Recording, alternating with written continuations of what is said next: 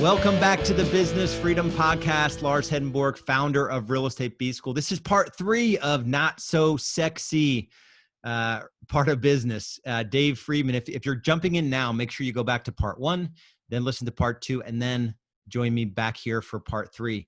Dave Friedman sort of takes apart his business, his journey from, working 70 to 80 hours a week to, making a little bit over 6 figures, sort of clear income, to a 10x increase in income over 5 years, and what had to happen to get there. And that's why it's called the not so sexy side of business, is that there's a lot of things we don't like to talk about as an industry that really has to happen. Even if you're a solo agent, some of these things have to happen out of the gate for you to be able to truly scale your business without scaling your hours. In Real Estate B School, we talk about money, we talk about freedom, we talk about impact.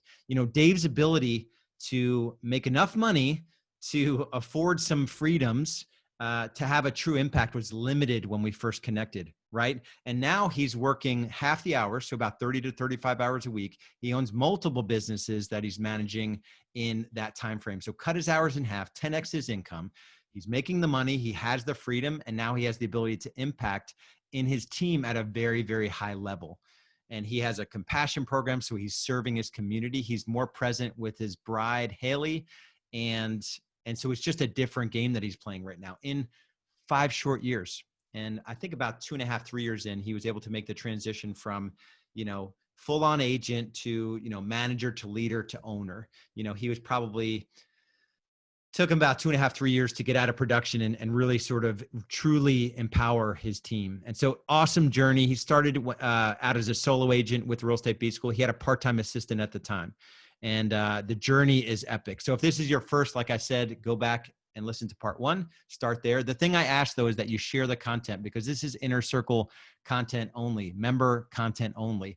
Share it and leave us a 5-star review where you listen to this podcast. It helps us get rankings and get the word out about Business Freedom Podcast.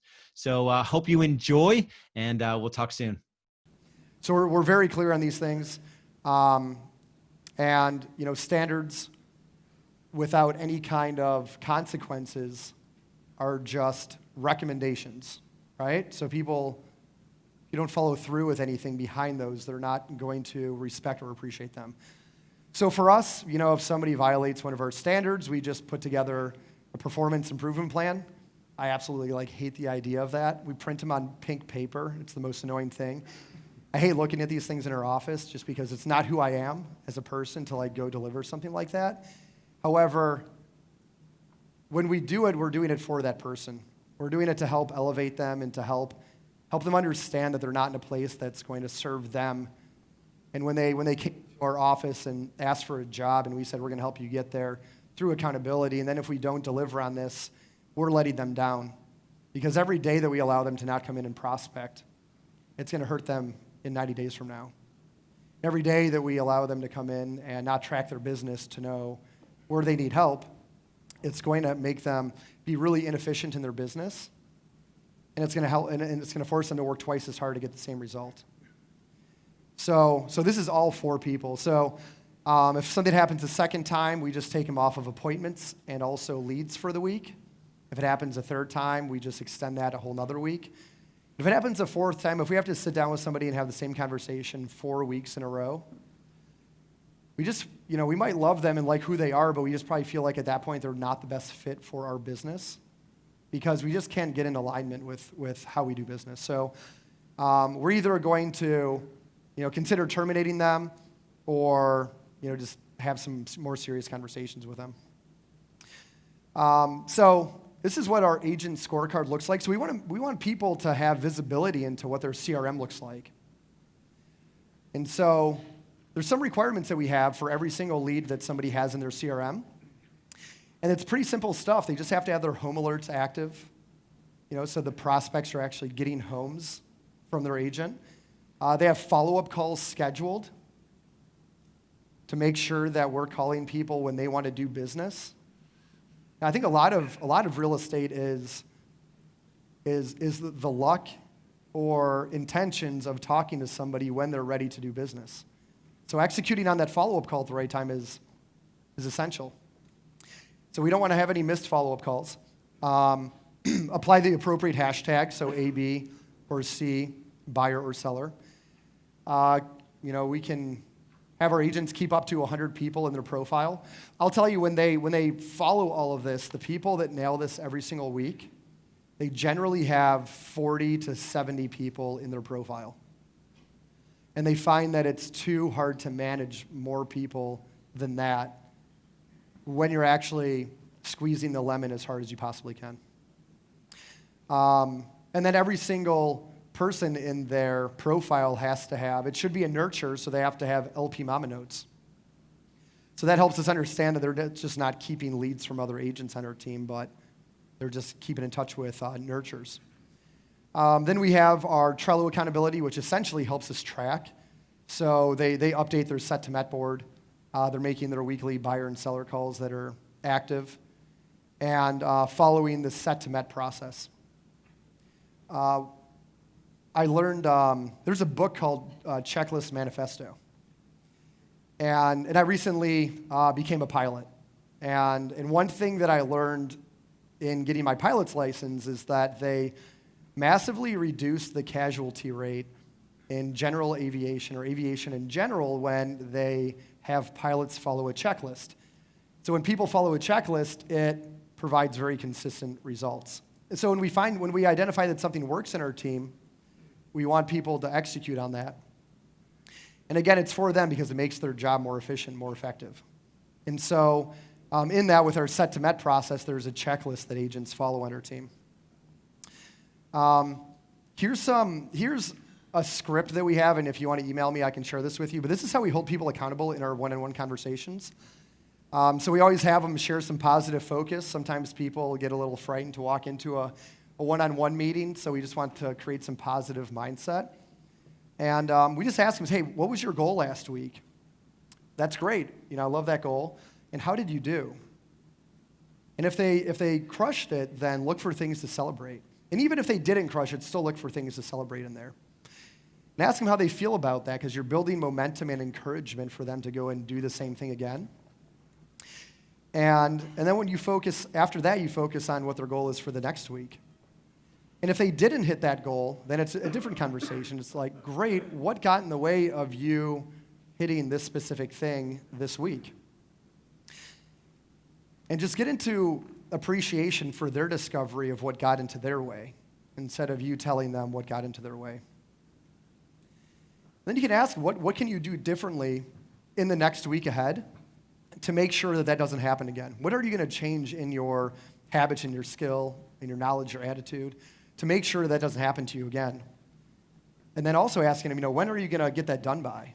Was a week not enough time? Do you think you need 2 weeks to get that done? And allowing them to come up with the solutions and the accountability and the deadlines behind the impact that they're trying to make. And also, when you recap on people's goals, just ask them, hey, do you feel like this is achievable? And allow them to let you know if it's not. If there's other things going on in their life, they might have like relationship issues, they might have some family issues, they might have some things going on in their life that might impact them. So you have to get really curious about what's going on with them personally to make sure that this is achievable. And then ask them, are you fully committed to achieving this objective? And are you willing to do whatever it takes to get there? Some of the things that people are trying to do are new to them, right? When you're growing, you're always uncomfortable. The second you get comfortable, you become complacent. So in all of this, you're constantly trying to grow people. So you want to then ask them, are you willing to do whatever it takes to get there, even if it makes you feel uncomfortable at times? Because I promise you, most of what they're doing in the next 7 days to hit that goal is going to make them very uncomfortable, because it's new to them and it's forcing them to grow. So just getting them to acknowledge that there is going to be that point where they're uncomfortable, and they don't, at that point you don't want them to quit. So here's some good notes that I'll share with you too about accountability and having really good accountability sessions.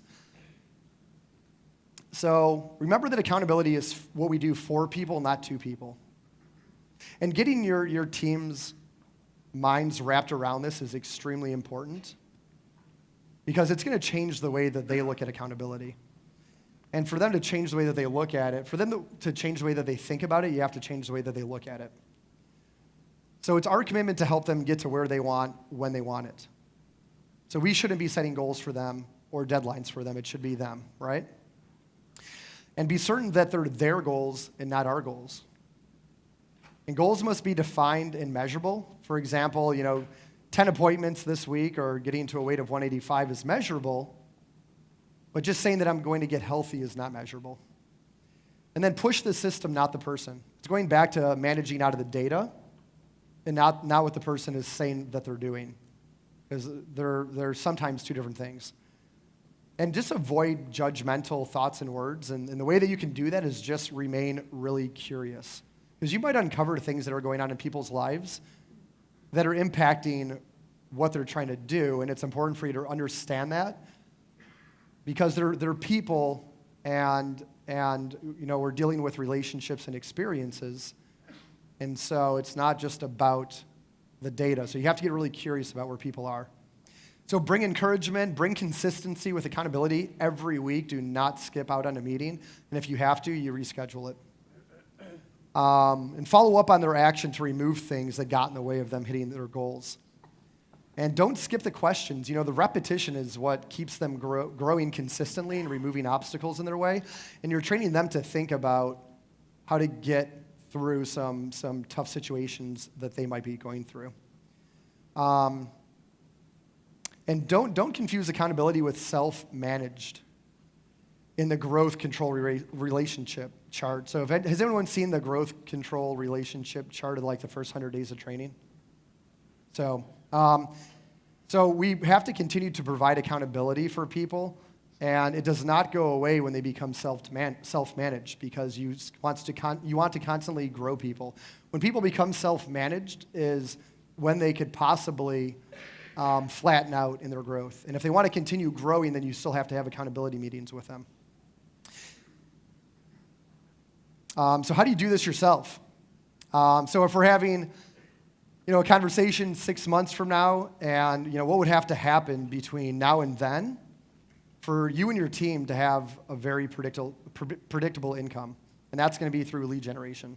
So what do you have to do right now in your team? What kind of changes do you have to make to look at new business development differently? And then what are 3 things that you can take back with you in your business and implement to make sure that your ROI increases? How do you squeeze the lemon more and get more out of what you already have?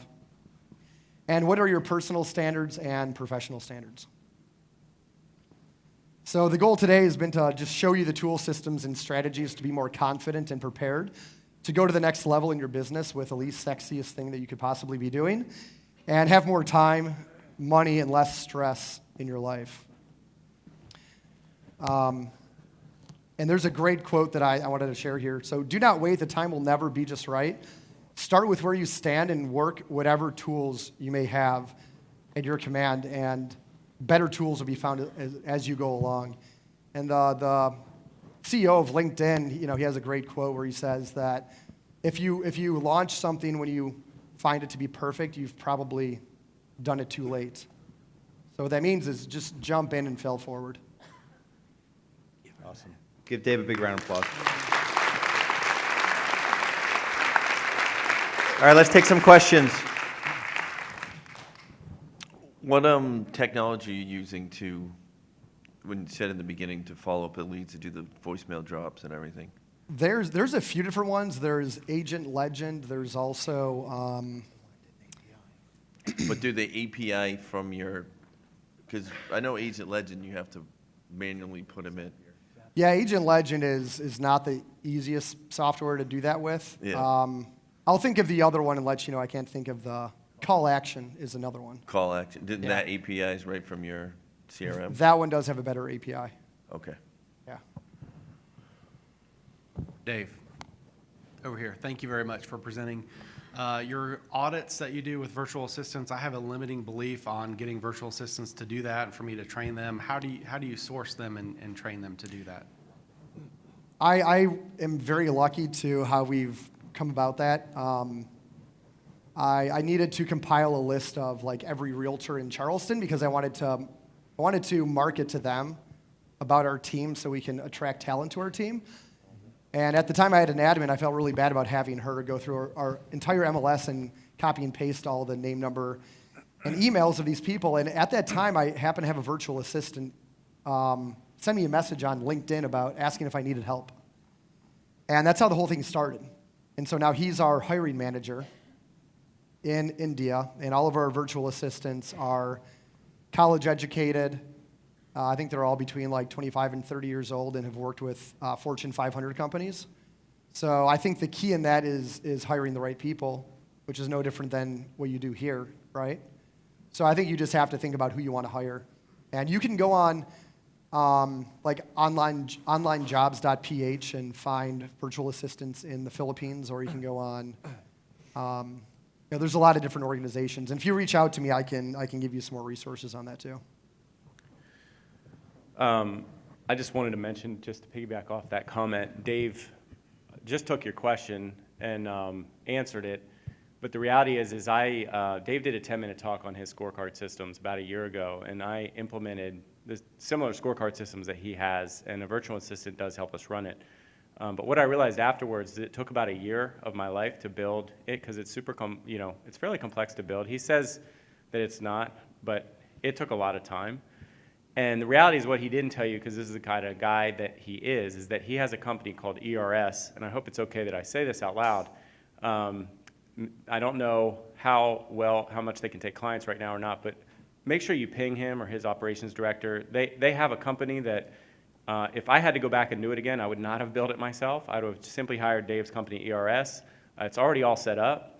They'll do all the accountability for you. They'll plug into your CRM, integrate it, and they'll audit your leads on your behalf for a fee, and it's totally worth it. It doesn't make any sense to do it the way that I did it.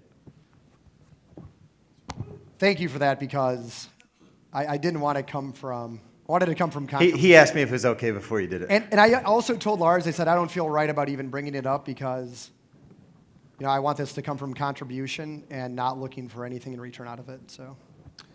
Did you mentioned onlinejobs.ph.com? Yeah. Huh? Better, is that one of a few that you like, or if you really narrowed it down to go, I really like these? We don't have any virtual assistants in the Philippines. They're all in India. So that one is in the Philippines, and I know it works well. And I had hired a couple in the Philippines early on, and I think it depends on what you're looking for. If you're looking for like prospectors or customer service people that are going to be on the phone, I think the Philippines is probably a better place to go. And if you are looking for data entry, spreadsheet management, that kind of thing, tracking, I think India is a better place to go. I just want to say I really enjoyed all that you said, and that the company that Dave mentioned, working with your company has been amazing. Awesome. So I wish Thank you you the best in growing it. Any other questions? Yeah, one more. Dave, can you talk a little bit, and maybe this tension doesn't exist for you, but what I found is that the level of accountability that we have is super helpful for me as a team leader, and I think helpful, I've heard some of my agents thank us for the accountability that we've implemented. With that said, I definitely have different behavioral profiles, and I have people that, personally would spend more time out in the field, a little higher in the eye, and a little less organized.